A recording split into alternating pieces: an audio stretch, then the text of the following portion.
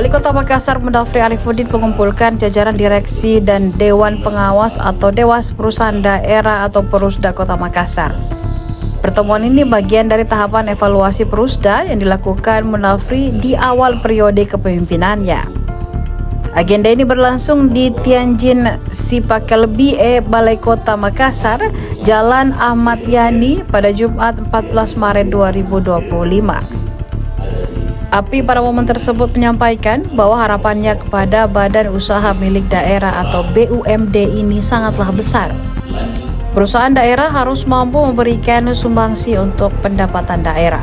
Setiap tahunnya mereka juga punya target-target yang diberikan, namun tak satu pun dinilai mampu memenuhi target tersebut. Karenanya agenda ini menjadi ajang untuk mengetahui lebih dalam kinerja dan capaian masing-masing Perusda. Mendafri menegaskan ia tidak mau jika direksi dan Dewan Pengawas Perusda menganggap perusahaan sebagai rumah yang ditinggali dan akan dimiliki suatu saat nanti. Di akhir pernyataannya, Mendafri menekankan bahwa agenda ini bukan untuk mencari kesalahan, melainkan berdiskusi untuk membawa Perusda lebih baik. Diketahui Pemkot Makassar memiliki 6 perusahaan daerah. Di antaranya Perumda Air Minum atau PDAM, Perumda Parkir Makassar Raya atau PD Terminal Makassar Metro, PD Pasar Makassar Raya, Bank Perkreditan Rakyat atau BPR, dan Rumah Potong Hewan atau RPH. Tim akan ketemu dengan Perusda untuk melihat sistem operasional yang ada di sana, ya, supaya bisa memberikan gambaran seperti apa kekuatan dari kita punya perusahaan-perusahaan daerah ini. Itu pertama. Yang kedua, bagaimana mereka melaksanakan sistem operasional ini, apakah sesuai dengan kaidah-kaidah Perusda yang sudah ada atau tidak. Nah, yang ketiga, tentu kita akan melihat bagaimana sumbangsi Perusda ini terhadap APBD Kota Makassar. Nah, seperti itu. Nah, ini akan dilihat oleh tim. Ini masih kurang PDAM karena ada Pak Beninya lagi di Jakarta. Kemarin beliau datang minta izin ke saya, tapi insya Allah hari Senin udah pasti bisa diakses. Kita akan lihat, jadi kalau umpamanya tidak memberikan apa-apa, tidak berdampak baik kepada baik pemerintah maupun masyarakat, ya apa gunanya kita pertahankan gitu. Laporannya kan ada perjanjian kerja, ya, ada perjanjian kerja setiap tahunnya dan tidak ada yang tidak terpenuhi. Nah, kenapa? Seandainya terpenuhi, ngapain kita kumpul?